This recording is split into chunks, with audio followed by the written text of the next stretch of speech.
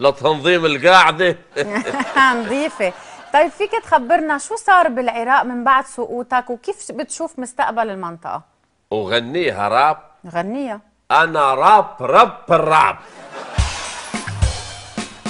في واحد كان اسمه بوش، مرعوش وعقله ملطوش، عامل حجة الكيماوي حتى ثروة وطني يحوش. اجتمعوا علينا الجحافل، جحافل جاي تقاتل، غرب وعرب شعب وجرب وطمونا بالقنابل. الكيماوي قالوا بخفي، ما لاقوه وما كان فيه، كل من دعم بوش الدب الله يعينه يشفيه.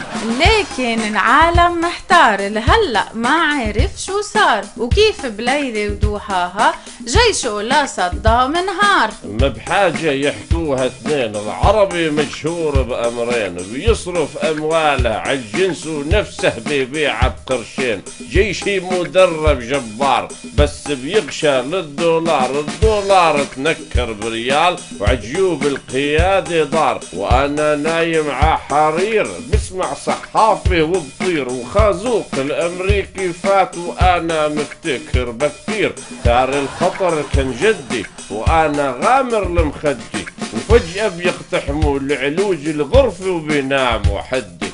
بشار كان أذكى مني، لا الدولار ولا الجنة، ضبضب جيشه وقله ويش تحتاج تاخذ مني. بشار زمت حاله وقول بالسلطة باقي ومكفول، لكن قولك سوريا رح تتشرذم على طول. سوريا وكل البلدان، ليبيا العراق ولبنان ومصر اليمن وفلسطين البحرين والكردستان، صهيو أمريكا تمكن من شعوب العقل معفن، زرع الدم الحقد الكره صاروا الجوهر والمعدن، والتعايش مستحيل الطوائف دين التقتيل، تشرذم وطننا تقسم وصعبة هي الطفة الفتيل.